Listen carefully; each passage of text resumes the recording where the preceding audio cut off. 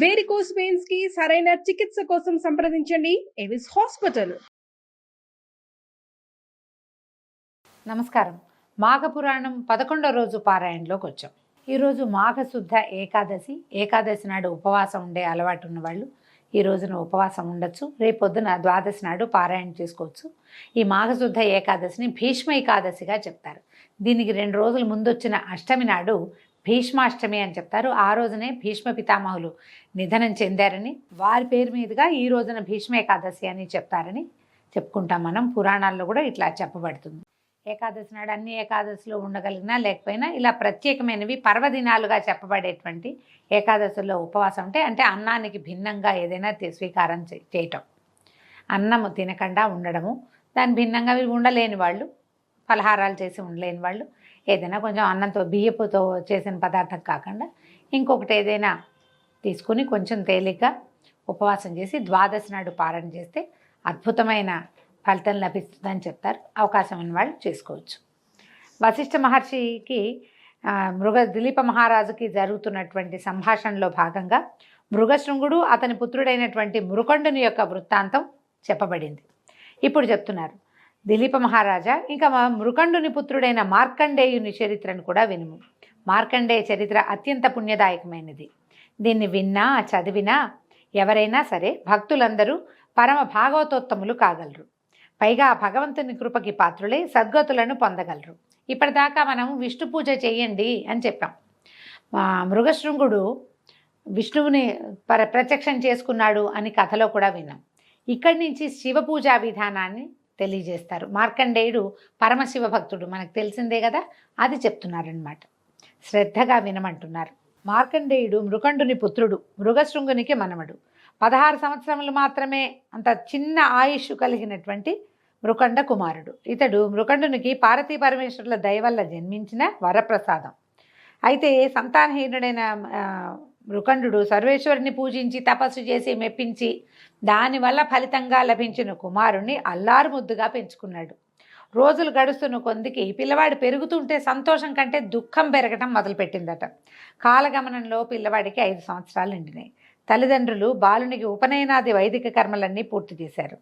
అక్షరాభ్యాసం చేసి గురువు వద్ద విద్యాభ్యాసం చేయటానికి నిర్ణయించారు. అంటే మరి ఉపనయనానికి ముందు అక్షరాభ్యాసం లేదా అంటే లేదనుకుంటానండి. పురాణం ప్రకారం అట్లా చెప్తారు. ఉపనయనం చేసిన తర్వాతే విద్యాభ్యాసం. పైగా వీళ్ళు మనం చేసుకుంటున్నట్టుగా ఇప్పుడు గర్భాష్టమంలో 8వ 9వ ఏట 7వ ఏట 9వ ఏట 11వ ఏట అట్లా కాకుండా కొంచెం 5 ఏళ్లకే, మనం అన్ని కథల్లోనూ 5 ఏళ్ళు నిండినే ఉపనయనం చేశారు లాంటివి కనపడుతూ ఉంటాయి. ఆ కాలం అది అయ్యి ఉంటుంది, అప్పుడు పద్ధతేమో అది. సరే, క్రమంగా పిల్లవాడు మార్కండేయుడు చదవటం రాయడం ప్రారంభించాడు. తన తండ్రి వల్లనే అచిరకాలంలోనే అన్ని శాస్త్రాలు ఔపోసన పెట్టాడు. వేదాంగాలను, పురాణేతిహాసాలను, స్మృతులను పఠించాడు. సకల సద్గుణోపేతుడయ్యాడు. వినయ విధేయతలు, పెద్దల ఎడల గౌరవభావము ఇలాంటివి ఎన్నో మంచి గుణాలతోటి సద్గుణ సముపార్జితంగా ఉన్నాడు పిల్లవాడు. చదువు వల్ల కొంత సంస్కారం వస్తుంది, విద్యాబుద్ధులతోటి వస్తుంది అనుకోండి. అమ్మా నాన్నల వల్ల, తర్వాత మనం ఇంట్లో ఆచరించే విధానాల వల్ల అందరి పిల్లలు ఇలాగే ఉంటారు. ఎవరో విపరీతులుగా ఉంటారు కానీ. అయితే ఇతను ఎంత శాస్త్రపారంగతుడైనా కూడా మార్కండేయుని తల్లిదండ్రులైన మరుద్వతి మృకండులకు మాత్రము నిత్యము, నాయన కుమార, బాల్యం నందే నువ్వు సకల శాస్త్ర కోవిదుడు అయ్యావు. నీ తెలివితేటలు, బుద్ధి కుశలత అమోఘము. 10గురిలో మంచి పేరు తెచ్చుకున్నావు, సంతోషము. కానీ మార్కండేయ, నీవు నీ గురువుల పట్లను పెద్దవాళ్ల పట్లను మరింత జాగరూకతతోటి మరింత భక్తిభావంతో మెలుగునాయన. పెద్దలు, ముని పుంగవులు, పరమ భాగవతోత్తములు, యోగి పుంగవుల ఆశీస్సులే నీకు శుభమంగళకరాలు అవుతాయి. కాబట్టి నువ్వు అట్లా చేసి వారిని మెప్పించి శుభాశీస్సుల్ని పొందునైనా, తద్వారా నీ ఆయుర్దాయం వృద్ధి పొందగలదు అని హితోపదేశం చేసేవాళ్ళు. పెద్దవాళ్ళతో మర్యాదగా మెలుగు, వాళ్ళు ఏదో చిరంజీవ సమస్త సన్మంగళాన్ని భవంతు అలాంటి ఆశీర్వాదాలు ఇస్తారు. దానివల్ల నీ పుణ్యబలం పెరిగి ఆయుష్ వృద్ధి అవుతుందని పిల్లవాడికి బాగా ఇంకా వినయంగా ఉండు, ఇంకా బుద్ధిగా ఉండని, బుద్ధిమంతుడైన పిల్లాడికి ఇంకా చెప్తూ ఉండేవాళ్ళు. అయితే మార్కండేయుడికి 15 సంవత్సరాలు వచ్చాయి. రోజు రోజుకి తల్లిదండ్రులకి ఆందోళన పెరిగిపోతుందట. కారణం, పరమశివుడు ప్రసాదించిన వరప్రసాదమైన మార్కండేయుడికి ఇంకొక సంవత్సరమే గడువు ఉంది. ఆఖరి జన్మదినోత్సవం ఇదే, ఇంకా చేయలేమనుకున్నారు. ఘనంగా చేయాలని భావించి 15వ పుట్టినరోజుకి ఎంతమందినో పెద్దవాళ్ళని, ఋషులని, మునులని, తపస్సులని, పరమనిష్టా గరిష్ఠుల్ని అందరినీ పిలిచారు. అయితే వీళ్ళందరూ వచ్చారు. వస్తే అందరికీ సన్మానాలు చేశారు, సత్కరించారు. అతిథి సత్కారాలు ఎంతో ఘనంగా చేశారు. పిల్లవాడి మార్కండేయుడు కూడా అందరికీ వినయ విధేయతలతోటి నమస్కారం చేశాడు. ఎంతో వినయంగా ప్రతి వాళ్ళకి పాదాలంటి దండం పెట్టాడు. అలాగే వశిష్ఠ మహర్షి కూడా మార్కండేయుడు నమస్కారం చేశాడట. ఈ కథ ఎవరు చెప్తున్నారండి మనకి? వశిష్ఠ మహర్షి చెప్తున్నారు కదా, చెప్తున్నారు. నాకు కూడా దండం పెట్టాడు. పెడితే ఈయన ఏం చేశారట, వద్దునైనా నమస్కారం చేయబోక అని వారించారు. ఈ మార్కండేయుని దీవించడానికి తిరస్కరించిన వశిష్ఠ మహర్షిని చూసి అందరూ ఆశ్చర్యపోయారు. మహానుభావ వశిష్ఠ మహర్షి తమలో లోకానికి గురుతుల్యులు, ఇట్లా ఒక పిల్లవాడు, ఒక బాలకుడు జన్మదినోత్సవం రోజున నమస్కారం చేస్తుంటే మీరు వారిస్తున్నారేమిటి, ఆశీర్వదించరా పిల్లవాడిని అని అడిగితే ఈయన ఏమన్నారు, పిల్లవాడు బాలుడు, అల్పాయుష్కుడు, ఇతని జీవితకాలం 16 సంవత్సరాలే, మరికొంది రోజుల్లో మరణించబోయి ఇతన్ని మీరందరూ దీర్ఘాయుష్మాన్ భవ అని దీవించారు. అది ఎట్లా కుదురుతుంది? సాక్షాత్తు పరమేశ్వరుడే ఇతనికి అల్పాయుర్దాయాన్ని ఇచ్చాడు, 16 ఏళ్ళు అని చెప్పాడు ఖచ్చితంగా. ఇంకా మనం ఎంత? ఈ పరమేశ్వరుడు ఇచ్చిన వరం ప్రకారం అంటే ఆయన ఆజ్ఞ ప్రకారం ఇంకొక ఏడాది జీవిస్తాడు. నేను ఒకవేళ దీవించినా కూడా దీవెన వ్యర్థమవుతుందని వద్దన్నానన్నాడు. అనేసరికల్లా అయ్యో మా మహర్షులందరూ చాలా బాధపడ్డారు. చిరంజీవి వై వర్ధిల్లు, దీర్ఘాయు వై వర్ధిల్లు, ఆయుష్మాన్ భవ, దీర్ఘాయుష్మాన్ భవ, శతాయుష్, దీర్ఘాయుష్ అని ఇన్ని ఆయుష్లు దీవిస్తే మన దీవెలనన్నీ వృధా అవుతున్నాయి కదా అని బాధపడ్డారు. అప్పుడు అందరూ అడిగారట, మహానుభావ వశిష్ఠ మహర్షి, దీనికి వేరే తరుణోపాయం లేదా?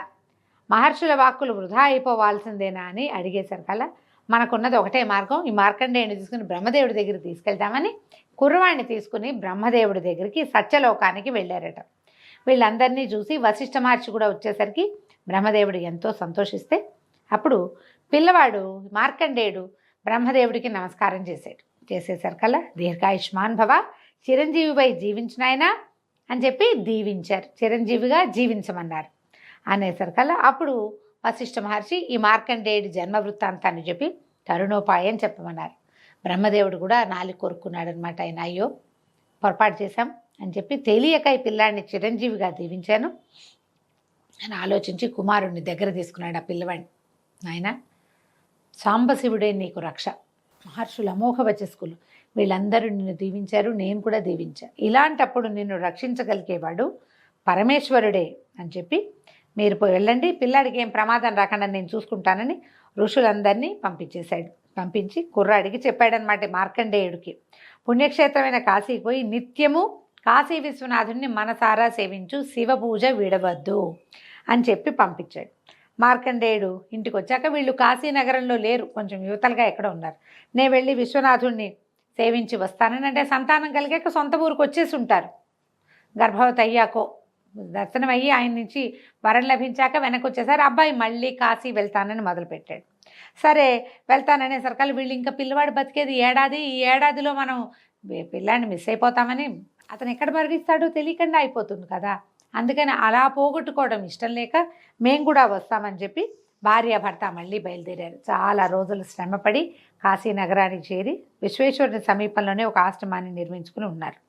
మార్కండేయుడు విశ్వేశ్వర సమీపంలో సాన్నిధ్యంలోనే శివధ్యానంలో మునిగి రాత్రింబవళ్ళు ఉండేవాడు. సదా శివలింగాన్నే సేవించేవాడు. కాలగమనంలో 16వ ఏట ప్రవేశించాడు. మరణం ఆసన్నమైంది. మార్కండేయుని జీవితకాలం పూర్తయిందని తెలుసుకున్న యముడు, భటులారా వెళ్ళండి, కాశీక్షేత్రంలో ఉన్న మార్కండేయుని ప్రాణాలని కొనిరండి అని ఆజ్ఞాపించాడు.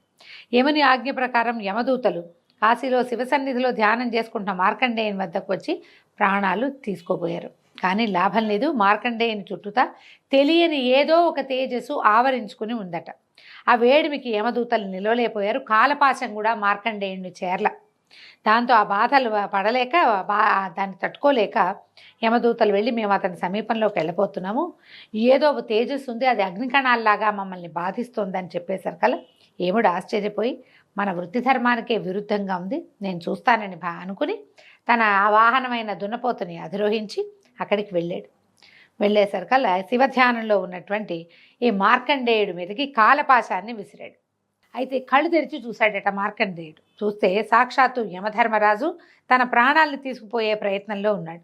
భయపడిన మార్కండేయుడు శివలింగాన్ని గట్టిగా కావులించుకున్నాట. శివ, సాంబశివ, రక్షించు రక్షించు నన్ను అని పరిపరి విధాలుగా స్తోత్రం చేస్తూ భయంతో శివలింగాన్ని కావులించుకున్నాడు. తదేక దీక్షతో శివునే ధ్యానిస్తున్న మార్కండేయుని మొరని కైలాసమునందున్న పార్వతీ పరమేశ్వరులు విన్నారు. బాలుని ఆక్రందనను విన్న మహేశ్వరుడు మహోగ్రమైన రౌద్రాకారంతో శివలింగాన్ని పటేల్ని చీల్చుకుని వచ్చి తన త్రిశూలంతో ఎదురుగుండా ఉన్న యముడిని పొడిచినంత పనిచేసి మార్కండేయుడిని రక్షించాడు. మనం రకరకాలుగా వింటామండి. ఈ పాశం వేశాడని కావగలించుకున్నటువంటి మార్కండేయుడితో పాటు పరమేశ్వరుడి మీద శివలింగానికి కూడా ఆ పాశం పడిపోయిందని, అప్పుడు శివలింగాల్లోంచి రౌద్రాకారంతో రుద్రుడు బయటికి వచ్చాడని చెప్తారు. కొంచెం ముందు వెనకగా ఇలాగే జరిగిందనమాట. సరే, ఎప్పుడైతే ఈ శూలం యముడికి తగిలిందో యముడు పడిపోయాడు కింద, మరణించాడని కొన్ని కథల్లో చెప్తారండి. కొన్ని పాఠభేదాలు ఉంటాయి. కానీ శూలం తగిలిన వాడు జీవించి ఎలా ఉంటాడు? ఉండకపోయి ఉండొచ్చు, ఆయన శూలం తగిలి పడిపోయి ఉండొచ్చు. అయితే ఎప్పుడైతే ఈ యముడే దెబ్బతిని పడిపోయేసరికల్లా అష్టదిక్పాలకుడు బ్రహ్మాది దేవతలు పరుగున వచ్చి పరమేశ్వరుని పరుపరి విధాలుగా ప్రార్థించి శాంతించు, కోపం చల్లార్చుకో, యముడు తన విధిని నిర్వహించాడు, తమరిచ్చిందే వరము, 16 సంవత్సరాల అల్పాయుష్కుడైన కుమారుణ్ణి మృకండుడికి తమరు ఇచ్చారు, 16 ఏళ్లే ఇతని ఆయువని రాయబడి ఉంది. మృకండుని కుమారుడైనటువంటి మార్కండేయుడి ఆయుష్ 16 సంవత్సరాలని, వాడు పుట్టక ముందు తమరు రచించిందే కదా అతని నుదుట రాత అని పరిపరి విధాలుగా ప్రార్థించారు. ఆయువు తీరింది, యముడు తన కర్తవ్యాన్ని నిర్వహించాడు, బాలుడు ప్రాణాలు తీయటానికి వచ్చాడు. యముడు తప్పేముంది? తన బాధ్యతని తను నిర్వర్తించాడు. అయితే సదా మీ ధ్యానంలో ఉండటం వల్ల మీరు అతన్ని చిరంజీవిగా దీవించారు. అది యమధర్మరాజుకు తెలీదు. ధర్మపాలన, యముని విధేయత, దాన్ని గ్రహించి దాన్ని పరిగణించి ఆ యమధర్మరాజుని పునర్జీవితుని చేయండి. ఇతని ఈ రకంగా పడిపోతే కాలం ఎట్లా నడుస్తుంది? అతనే కదా కాలగణన దైవం అని బతిమలాడారు. యముడు లేని సృష్టిని ఊహించలేము అని, సర్వేశ్వర మా అభ్యర్థనను మన్నించండి, యముడిని వదిలిపెట్టండి అని పరిపరి విధాలుగా ప్రార్థిస్తే అప్పుడు పరమేశ్వరుడు శాంతించి యముడిని బతికించి, యమా నీవు నా భక్తుల జోలికి రావలదు, ఒకవేళ తప్పనిసరి అయినచో నా అనుమతి తీసుకో అని చెప్పి మార్కండేయుడిని పరిపరి విధాలుగా చిరంజీవిగా దీవించి ఆయన కైలాసానికి వెళ్ళిపోయాడట. మార్కండేయుడు చిరంజీవని, ఇప్పుడు కూడా ఆయన మార్కండేయుడు జీవించే ఉన్నాడని, ఆంజనేయుడితో పాటుగా ఈయన కూడా జీవించే ఉన్నారని చెప్తారు. పరమేశ్వరుని కృప వలన తన కుమారుడైన మార్కండేయుడు చిరంజీవైనాడని మృకండు పరమానందాన్ని చెంది తాను మాఘమాస వ్రతమును ప్రతి ఏటా ఆచరించినందువల్లనే తన కుమారుడు తనకి దక్కాడని నమ్మి మాఘమాస వ్రతాన్ని ఎల్లెడలా ఆచరించినట్లుగా చేశాడు. భగవంతుడటు చిరకాలం జీవించి చివరికి భగవంతుల్లో లీనమైపోయారని చెప్తారు. దీని తర్వాత ఆ కల్పాంతం దాకా ఆయన జీవించే ఉంటారని కూడా కొన్ని కథనాలు చెప్పబడతాయి. ఈ మార్కండేయ చరిత్రను విన్నను చదివినను ఆ పరమేశ్వరుని కృపకి పాత్రులై కైలాస ప్రాప్తిని పొందగలరు. మార్కండేయుని భక్తి శ్రద్ధలు, ధ్యానము, శివారాధన, పూజలు ఇత్యాదులన్నీ సర్వులు అలవర్చుకొని మా సర్వేశ్వరుని కృపకి పాత్రులై తరించండి. మహిమాన్వితమైన ఈ మార్కండేయ చరిత్రను పురస్కరించుకొని మా త్రయంబక మంత్రం చెప్తున్నారని, మహామృత్యుంజయ మంత్రాన్ని 108 సార్లు పఠించి ఆయురారోగ్య ఐశ్వర్యాలని పొందండి. ఈ రోజున ఎప్పుడైతే మనం మార్కండేయ చరిత్ర చదువుతామో అప్పుడు మనకందరికీ మృత్యుంజయ మంత్రం తెలుసు. ఇదివరకు పెద్దవాళ్ళు ఎవరో చేయాలని అనుకునేవాళ్ళు, ఇప్పుడు టీవీలలో కొంతమంది ఫోన్లలో కూడా కనిపిస్తుంది. త్రయంబకం యజామహే సుగంధిం పుష్టివర్ధనం ఊర్వారుకమివ బంధనాత్ మృత్యోర్ముక్షీయమామృతాత్. ఈ మంత్రాన్ని మనం 108 సార్లు చదువుకుంటే మంచిదట. మార్కండేయుడు పఠించిన మంత్రంగా ఇది చెప్పబడుతుంది. ఈ రోజుతోటి 11వ రోజు పారాయణ పూర్తయిందండి. రేపు ఉదయం 12వ రోజు పారాయణతోటి మళ్ళీ కలుసుకుందాం. నమస్కారం.